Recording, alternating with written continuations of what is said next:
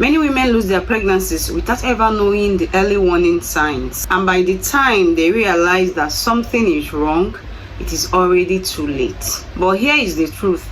Your body always gives signs before a miscarriage happens. The problem is that most women ignore these signs because they don't know what to look out for in pregnancy.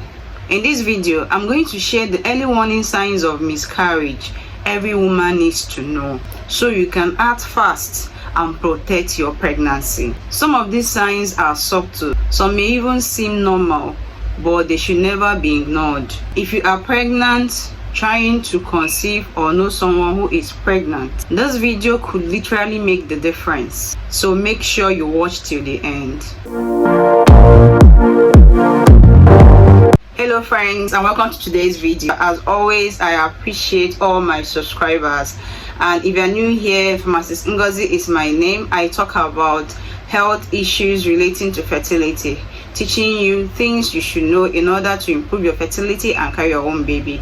Without wasting your time, friends, let's dive into the video for today. In today's topic, I'll be talking about early warning signs of miscarriage that most women probably don't know or ignore because they don't really understand what's going on with them. So let's look at them together. Number one is vaginal bleeding or spotting. This is the most common early warning signs of miscarriage. When a woman is pregnant, light spotting is actually normal. Brown discharge is also normal. But the difference is that the bleeding that leads to miscarriage is usually heavy. More like you are seeing your normal period or bleeding even more than your normal period. If a woman is having this kind of bleeding, it could be a sign that the person is already miscarrying. Because normal bleeding or spotting in pregnancy, which is normal, should not feel a pad. Now when you're beginning to change pads, you should know that there's a problem and miscarriage is probably what is going on. And when a pregnant woman is having heavy bleeding,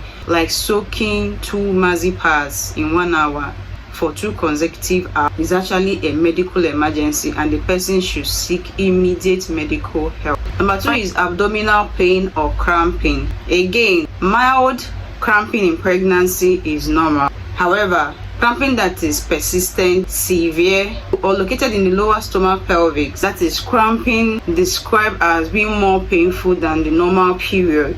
A severe pain that makes it difficult to function, to carry out your normal daily activities, can be an early sign of miscarriage. Actually needs immediate medical attention. Number 3 is combination of cramping and vaginal bleeding. Research shows that combination of abdominal cramping and vaginal bleeding increases the risk of early miscarriage by up to 5 times compared to cramping alone. This means that if a woman is having vaginal bleeding accompanied by abdominal pain or cramping, the person should know that there's a problem and should seek help immediately. Friends, if you're finding these tips useful, make sure you subscribe and give this video a thumbs up. Number 4 is passage of fluid or tissue.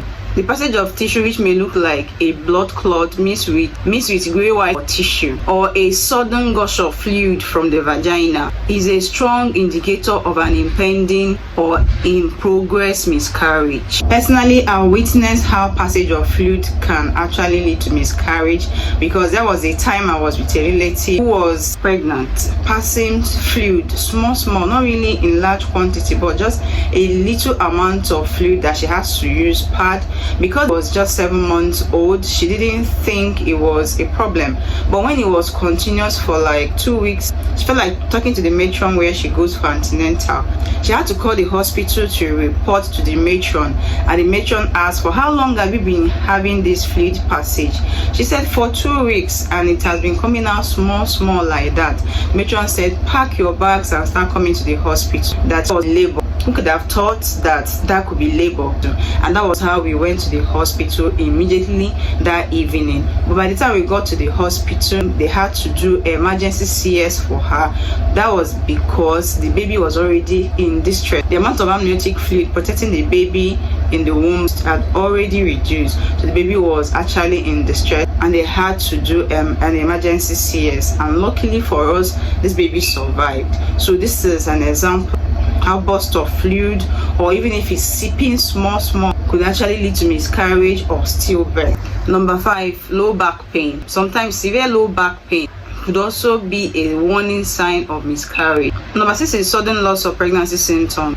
A rapid disappearance of pregnancy symptoms, example morning sickness, breast tenderness, or general feeling of not being pregnant, can occur if the pregnancy has stopped progressing. One more important thing to look at is the timing when these things occur. Most pregnancy loss occurs between 12 to 13 weeks. So if you're having any of these symptoms within this time frame, is a strong indicator that the person could be miscarrying. There's also what is called an infection symptoms in pregnancy, which comes with fever, chills, and foul smelling vaginal discharge. When someone is pregnant and is experiencing this kind of symptoms, it could indicate what is called a septic miscarriage, which requires immediate medical attention. I would also like to talk about warning signs of ectopic pregnancy. Ectopic pregnancy means that the fertilized egg implants outside the uterus. This is a medical emergency that can mimic miscarriage symptoms. Warning signs for ectopic pregnancy include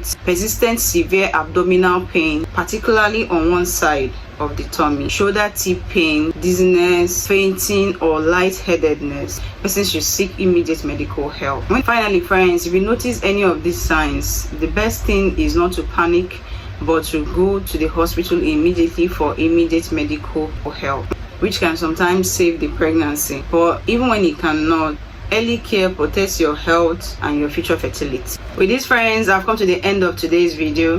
Have you ever experienced any of these symptoms during pregnancy? Kindly share your experience in the comment section. Your story may help another woman. Thank you so much, friends, for watching, and do not forget to subscribe, like, and share so that this video can reach more people. To my next video on treatment and recovery after a miscarriage. Thank you and bye.